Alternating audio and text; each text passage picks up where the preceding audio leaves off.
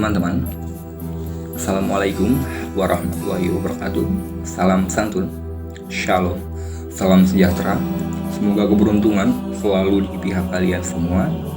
Dan salam Om Swastiastu. Kali ini gue bakal bahas masalah psikologi.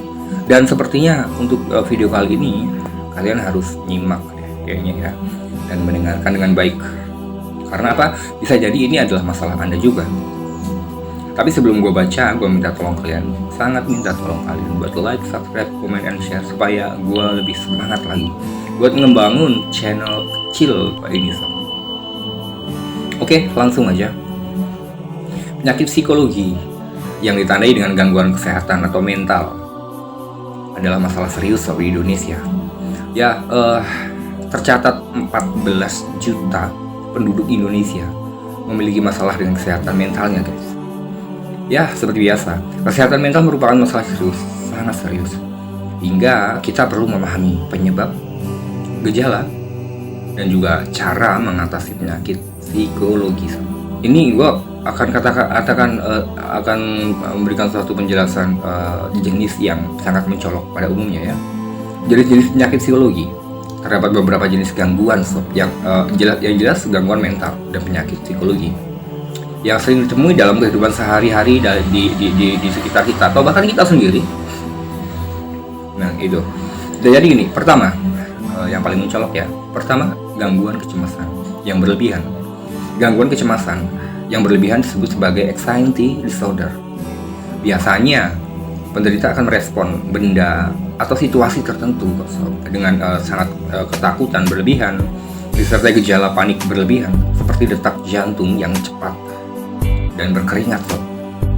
Nah, gue kutip dari kata Dr. Timothy Skira, instruktur psikiatri di Harvard Medical School. Kita mungkin pernah mengalami panik saat ujian atau wawancara kerja, guys. Namun, gangguan kecemasan berbeda dengan pengalaman. Ya, sangat berbeda. Ya, saat melakukan ujian tersebut pasti berbeda-beda rasanya, kayak gitu. Dan mungkin pernah mengalami ya tadi ya penyakit dalam arti kepanikan yang berlebihan ketika menghadapi ujian tersebut atau hal yang lain atau saat wawancara. Nah, anxiety disorder merupakan gangguan mental yang membuat penderitanya hidup dengan penuh kecemasan yang berlebihan, ketakutan berlebihan juga serta kekhawatiran yang berlebihan. Dan ini anxiety disorder adalah orang yang benar-benar sangat sensitif, sangat peka terhadap suara, terhadap kejadian maupun terhadap suasana di sekelilingnya. Yang kedua, gangguan suasana hati. Ya, suasana hati disebut juga dengan gangguan afektif. Dan bahasa psikologinya, gangguan suasana hati adalah gangguan afektif. Bukan efektif ya, tapi afektif. Melibatkan perasaan sedih atau perasaan merasa terlalu bahagia atau fluktuasi dari kebahagiaan dan juga kesedihan yang berlebihan atau ekstrim. Beberapa contoh penyakit psikologi yang termasuk gangguan suasana hati adalah bipolar. Nah, bipolar. Kalian pasti nggak asing lagi dengan namanya bipolar ya. Bipolar atau depresi jangka panjang Nah, gangguan afektif musiman, perubahan suasana hati, dan juga iritabilitas yang terjadi selama fase pramenstruasi, serta depresi karena penyakit fisik. Ketika kita memiliki suatu penyakit, lalu kita memikirkan dan kita berlebihan, sangat berlebihan. Nah, kemudian pikiran kita akan mengarah hal yang jauh tidak masuk akal. Ketakutan akan penyakit tersebut yang ada dalam diri kita, kayak gitu. Ada juga yang namanya gangguan psikotik. Nomor ketiga ya. Ketiga adalah gangguan psikotik. Gangguan psikotik adalah gangguan psikotik melibatkan kesadaran dan juga pemikiran yang menyimpang. Ya, gejala paling umum dari kelainan psikotik adalah halusinasi, seperti mendengar suara-suara yang juga hayalan-hayalan yang nggak bisa dilihat orang lain. Nah itu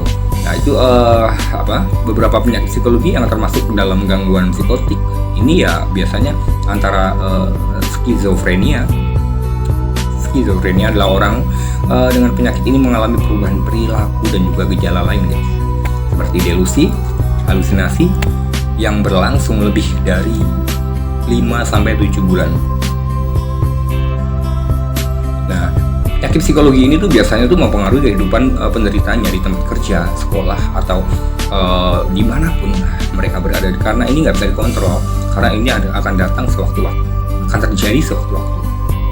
Nah, sama halnya dengan paraprenia. Paraprenia adalah penyakit psikologis.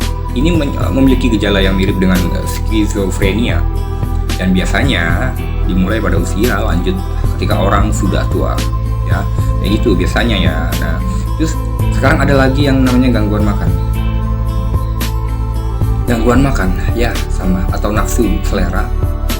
Ya, biasanya diakibatkan dengan emosi yang cukup ekstrim, sehingga sikap dan perilaku yang melibatkan berat badan dan juga makanan, guys.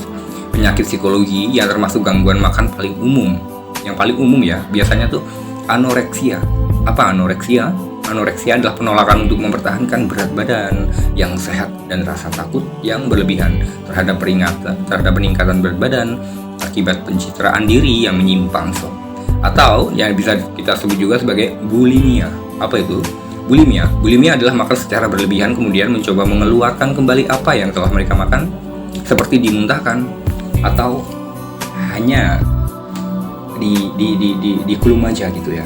Jadi mereka hanya ingin merasakan rasa aja, tapi tidak untuk mengenyangkan atau tidak untuk memakan, hanya merasakan. Nah kayak gitu, dan itu sangat jarang ya, kalau hal itu jarang. Ya seperti ada juga yang namanya buying eating disorder. Buying eating disorder, yaitu adalah makan dalam jumlah banyak dan sulit untuk dihentikan.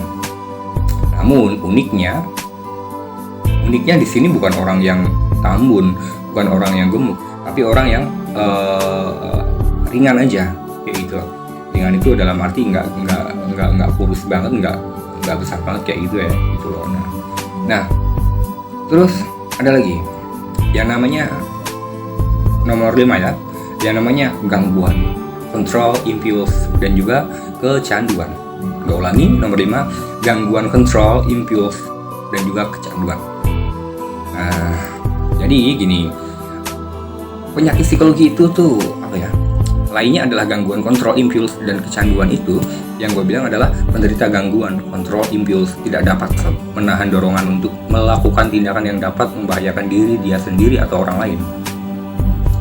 Apapun yang dia lakukan, yang penting dia bisa, yang penting dia suka, yang penting dia senang. Walaupun akhirnya dia pun tahu bahwa ini akan mempengaruhi orang-orang di sekelilingnya, merugikan orang sekelilingnya dan diri sendiri. Nah, tapi hal itu tidak dipikirkan, itu diacuhkan.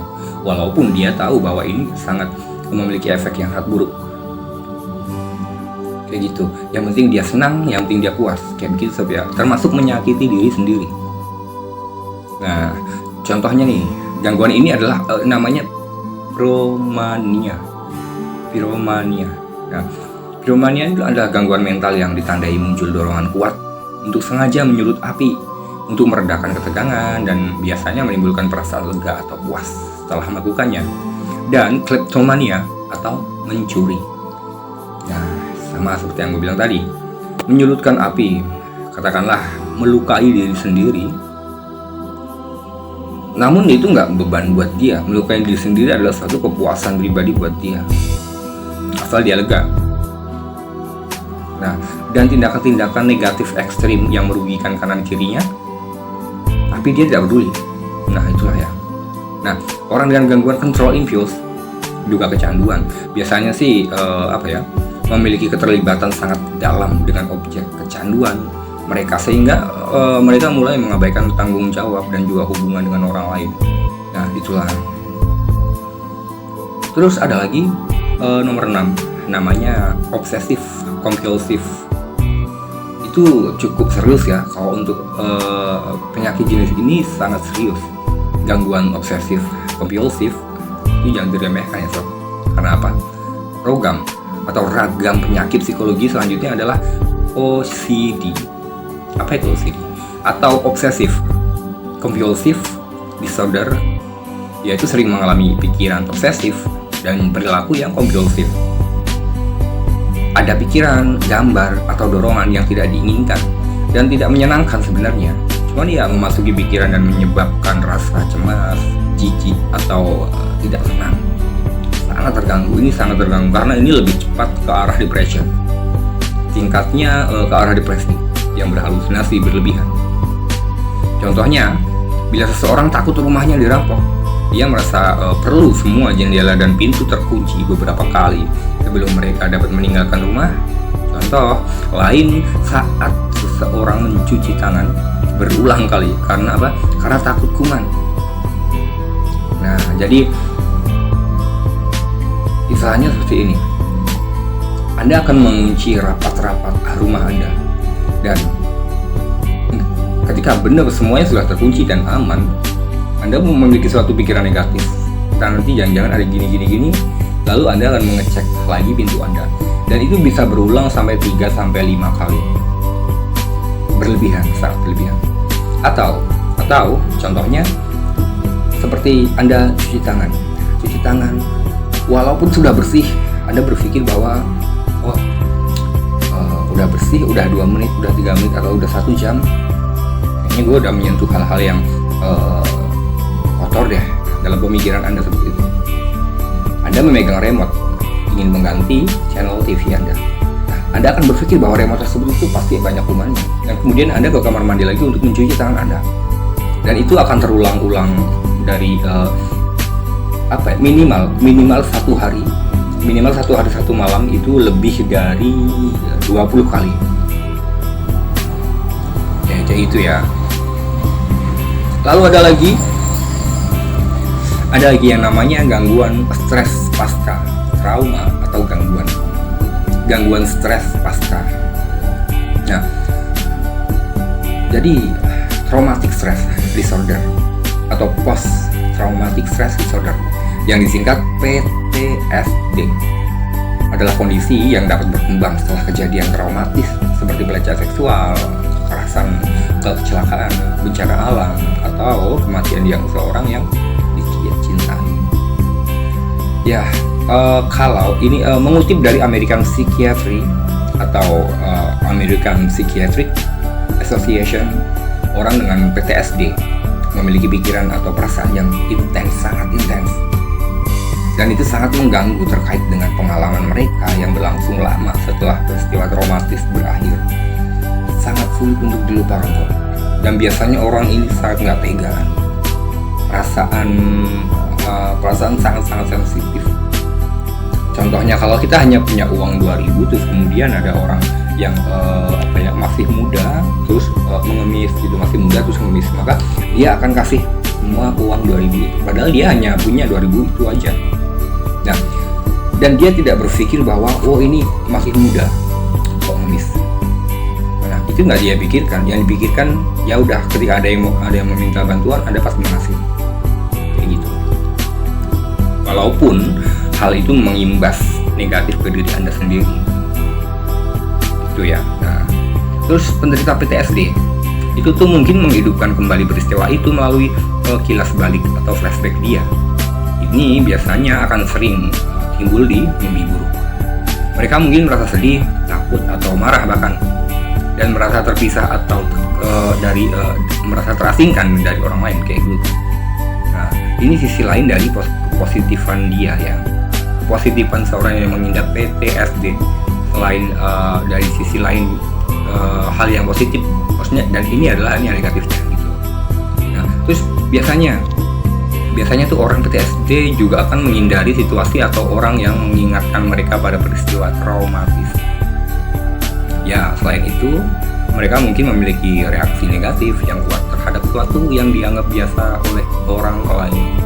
Misalnya, suara yang keras, atau sentuhan yang tidak disengaja, gesekan, ataupun suatu pemikiran yang tumbuh tanpa alasan dalam pemikiran kita. Kemudian ada nomor 8, namanya gangguan kepribadian.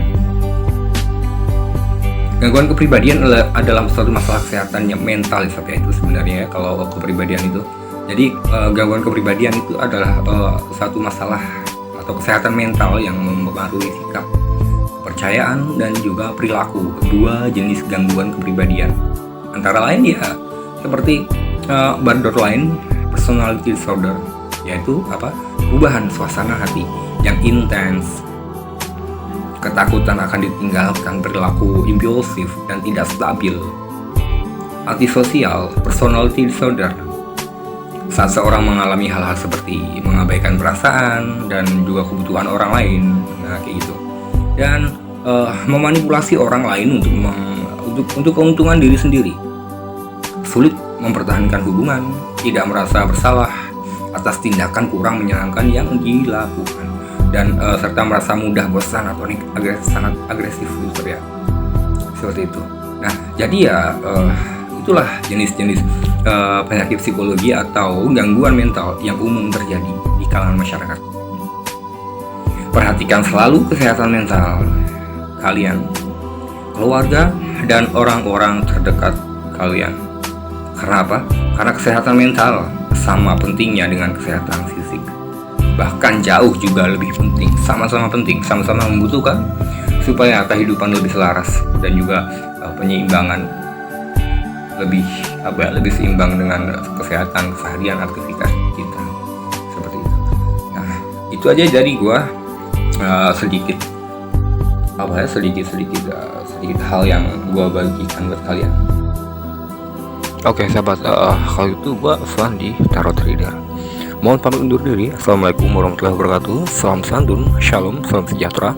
Semoga keberuntungan selalu pihak kalian semua, dan salam Om Swastiastu.